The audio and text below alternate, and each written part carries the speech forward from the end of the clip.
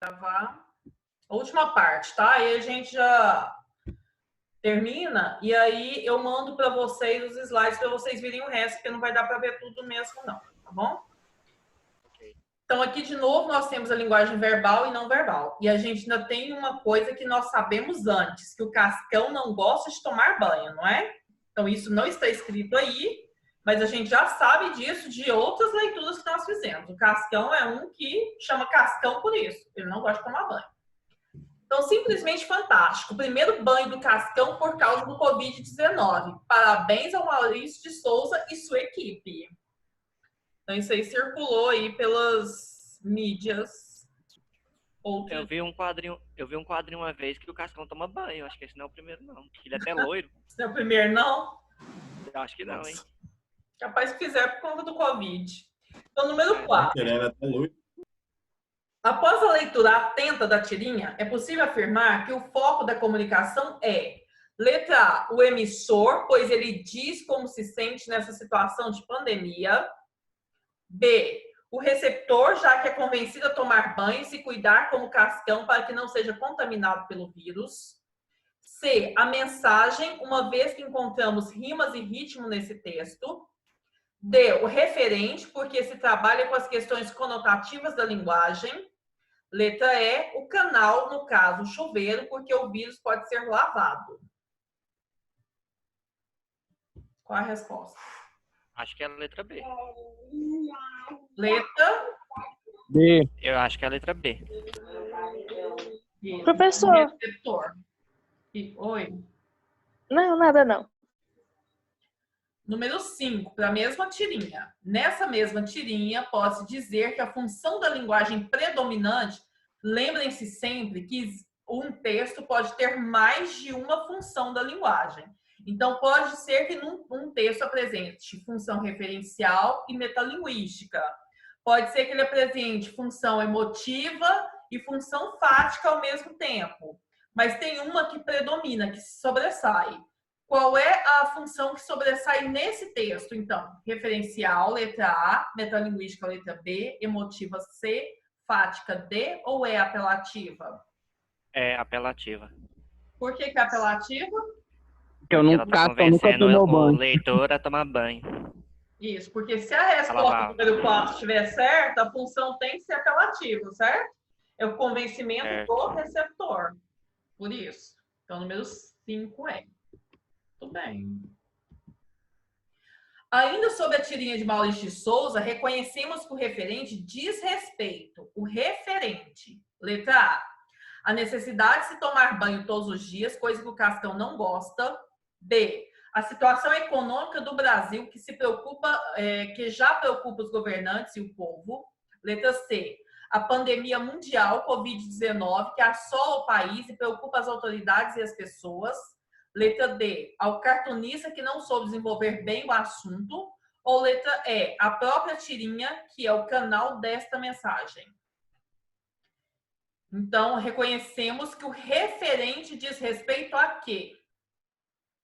O referente ao assunto, o referente ao contexto. Ele diz respeito a quê nessa tirinha? Seria a letra C? A pandemia do Covid-19? Que referente, né, ao contexto? Isso, referente ao contexto. Então, letra C.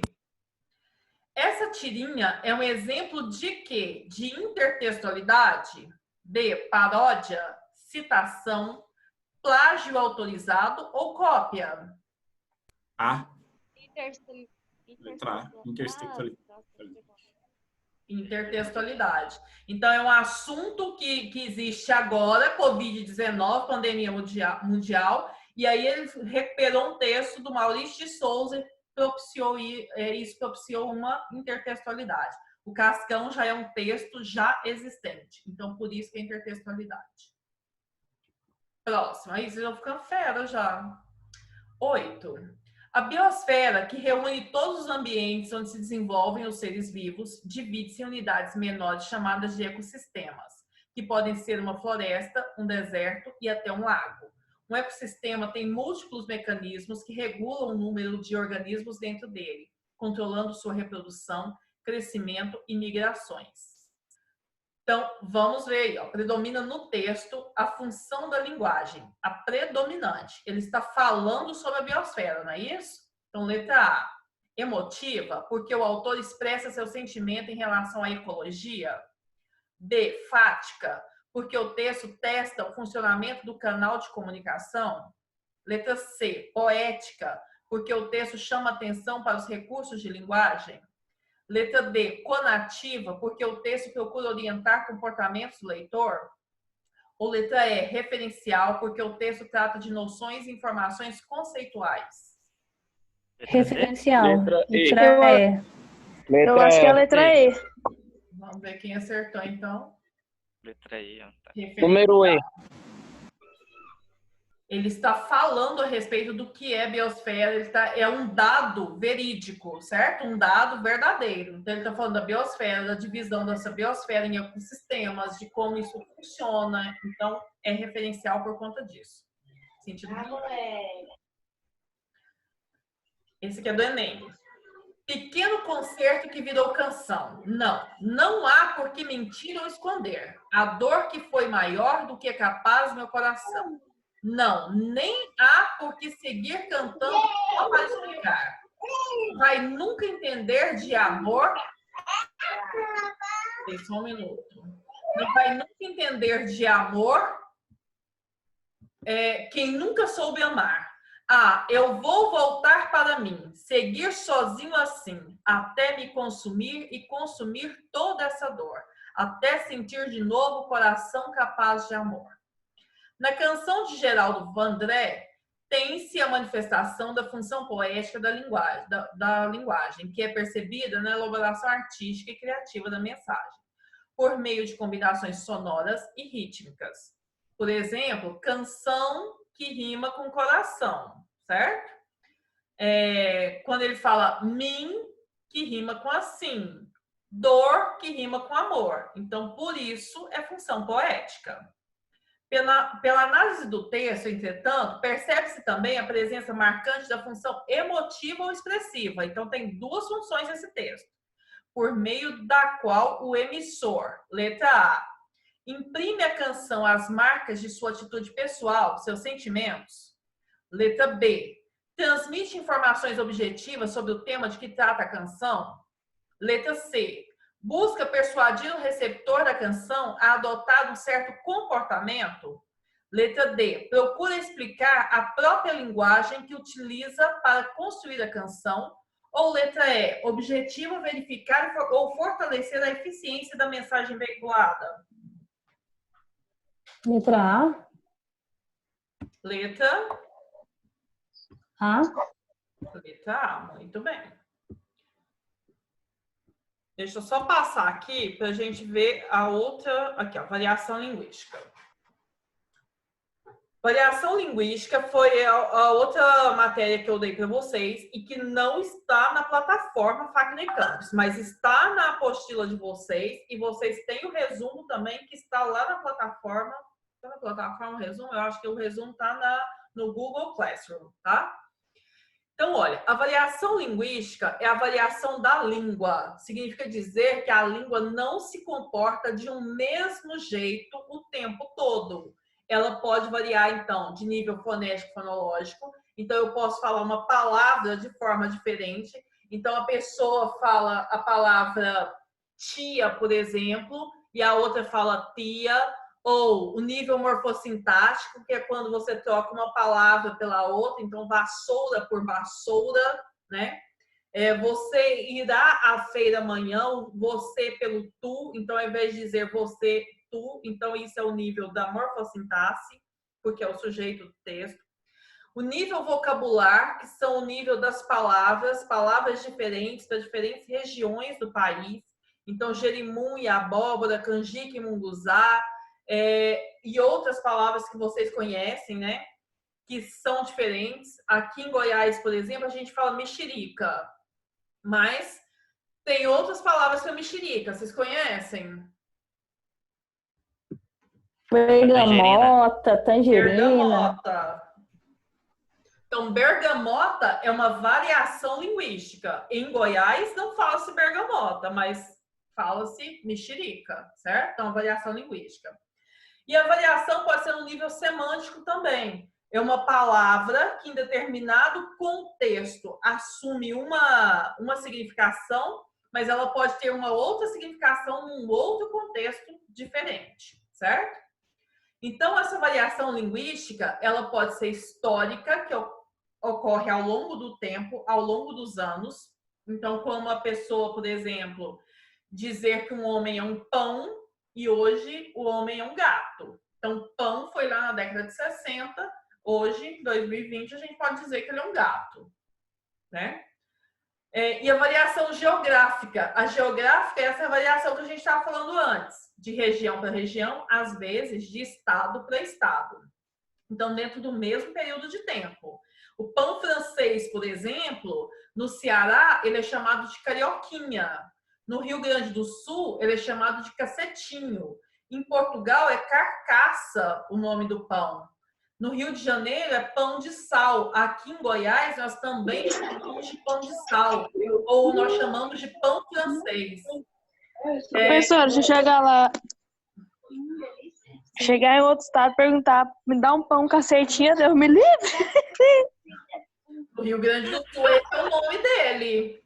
Certo? No Rio Grande do Sul. Não, mas você chegar aqui na padaria aqui do interiorzinho de Goiás e falar assim, moço, eu quero um pão cacetinha, por gentileza. Você não vai achar esse pão. Ninguém vai saber. Eu vou apanhar na padaria. Possivelmente. É uma possibilidade. E o pão aguado, que é no interior do Nordeste. Pão aguado, né? É o nome do pão. E aí nós temos várias. Eu coloquei aqui 2 que eu achei na internet, esse quadro aqui, ó. Mineirês e o paulistanês. Então, o agente de trânsito, SMT, né? Dos goianos, é marronzinho lá em São Paulo. Água sanitária chama Cândida em São Paulo. Aqui, né? Quando a gente começa, a gente fala aqui. Na verdade, quando ele fala aí cacoete, é só porque eu usei esse aqui só para situar mesmo, não tem outra necessidade. Em São Paulo fala então.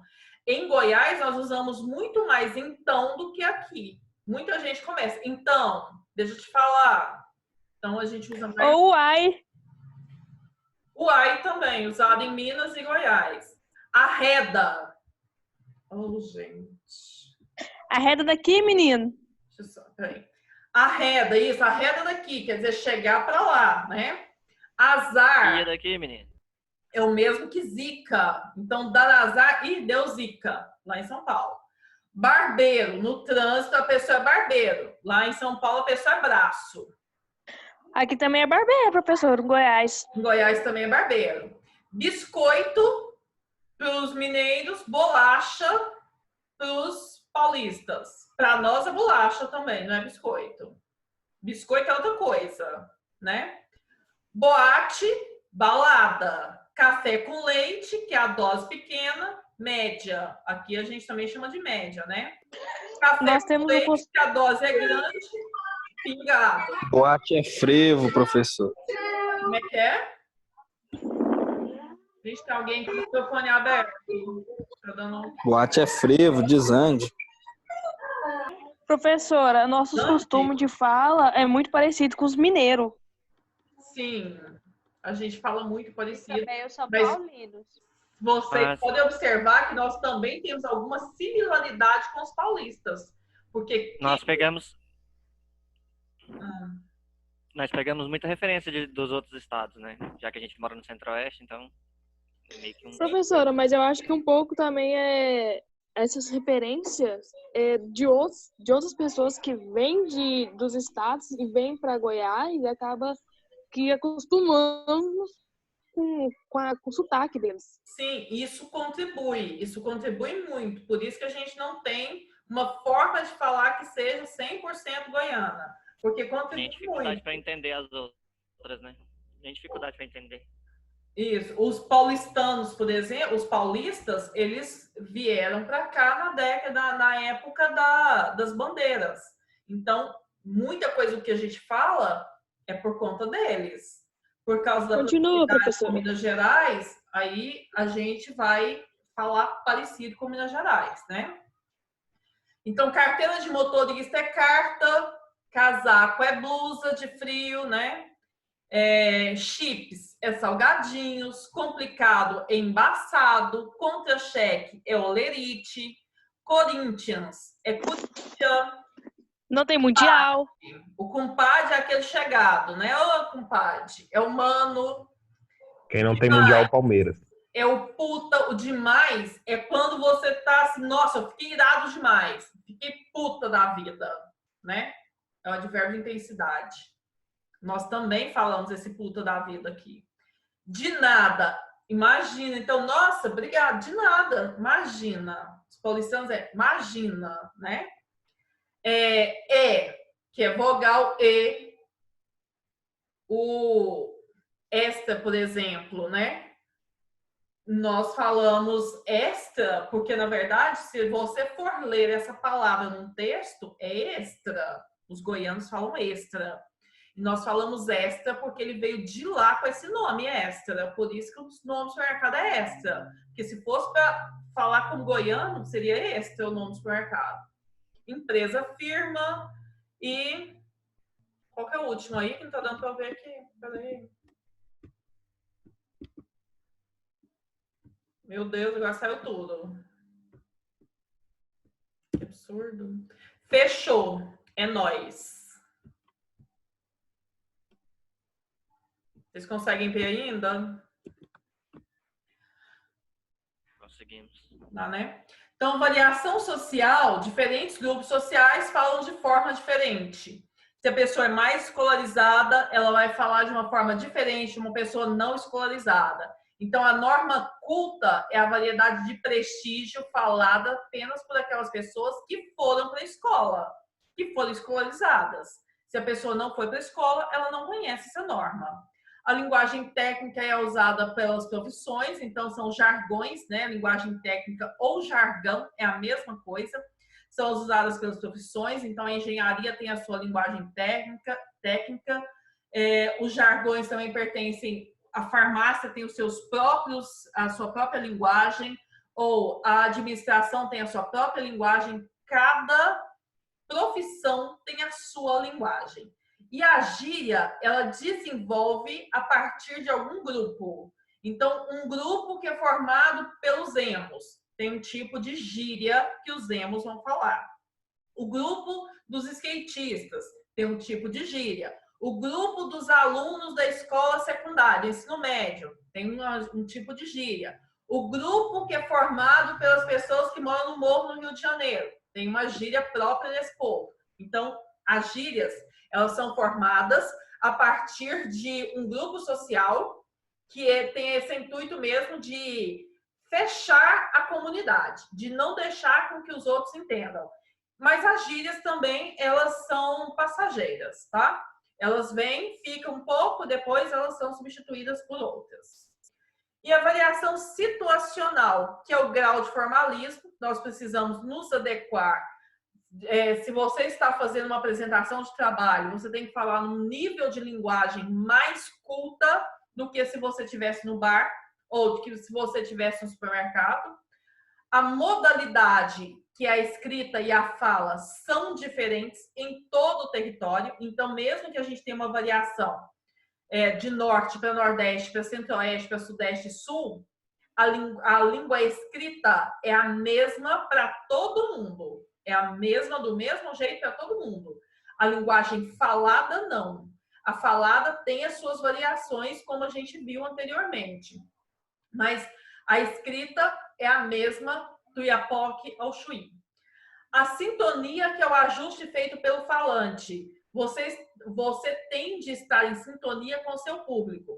Então, tinha até um exemplo, eu acho que na segunda unidade, tinha uma questão dos exercícios que vocês responderam, que estava falando que se você fosse falar com uma criança que estava querendo colocar o dedo na tomada, de que modo que você teria que falar com essa criança?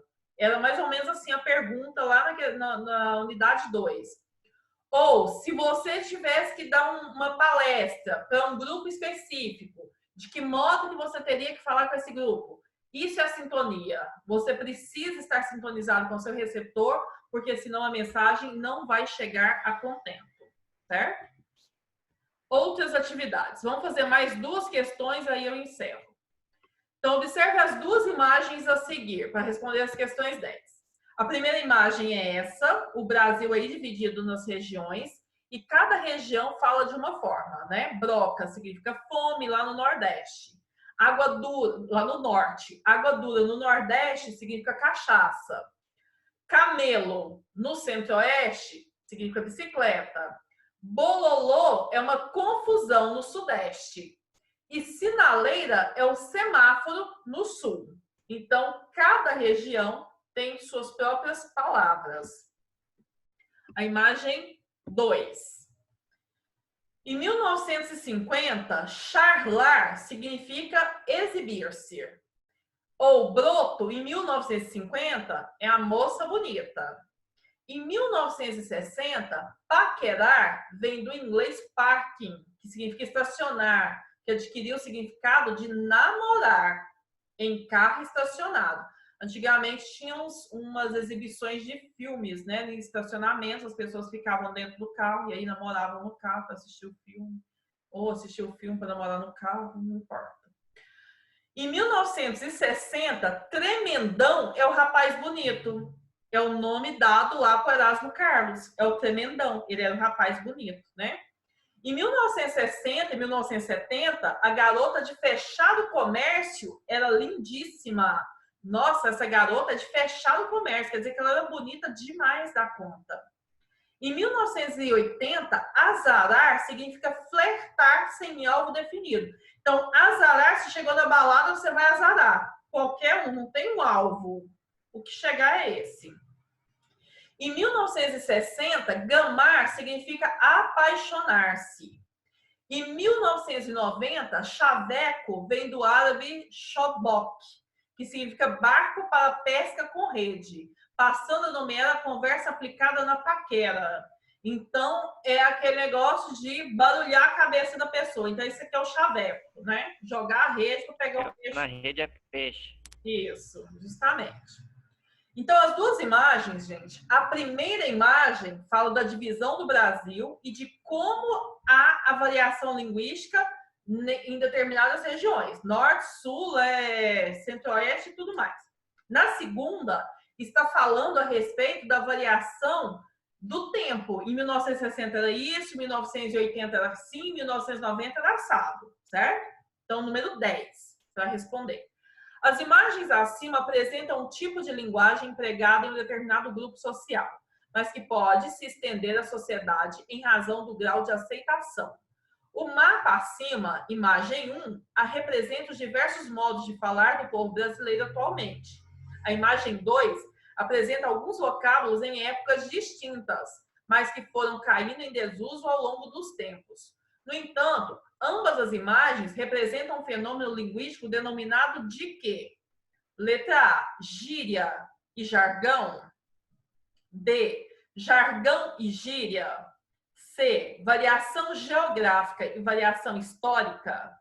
D, variação social e variação histórica. Ou letra E, variação geográfica e variação social.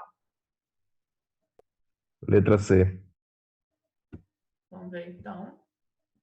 Se o Júlio, né, que falou. Muito bem, Júlio, letra C. Variação geográfica, porque estava dividida em regiões. Variação histórica, porque histórica é ao longo do tempo. Muito bom. Leia o texto de Patativa do Assaré para responder as questões 11 e 12. Sertão. Alguém me cantou que eu sempre tenho cantado e ainda cantando tô. Porque, meu torrão amado, muito te prezo, te quero, e vejo que os teus mistério, ninguém sabe decifrar. A tua beleza é tanta que o poeta canta e ainda fica o que cantar. O Patativa do Assaré, eu acho que eu já contei essa história para vocês. Ele é nordestino e ele quer transmitir a linguagem da terra dele. A intenção dele, na verdade, gente, ele nem ele nem é alfabetizado, tá? O Patativa do Salé nem é alfabetizado, não foi ele quem escreveu os textos dele. Ele tem vários livros escritos, mas é a filha dele que transcreve o que ele fala. Então, esses textos dele são orais. Por isso que tem aí, ó, cantou, tô, pro quê, muito, porque é o jeito que ele e o povo do Nordeste fala. Então, ela transcreve igualzinho ele fala. Por isso que saiu assim, certo? Então, ele não é nem alfabetizado e ele fala do jeitinho que o povo dele lá do Nordeste fala. Então, vamos lá, questão 11. Analise as palavras destacadas no texto acima e identifique o tipo de linguagem utilizada por Patativa de Salé. Em seguida, explique qual a intencionalidade do poeta ao utilizar essas palavras.